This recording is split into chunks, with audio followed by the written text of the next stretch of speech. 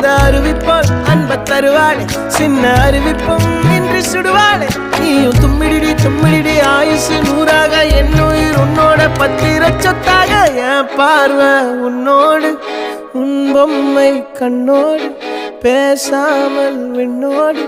நாம் மிதந்து போவோம் காதாரா அடியாளோ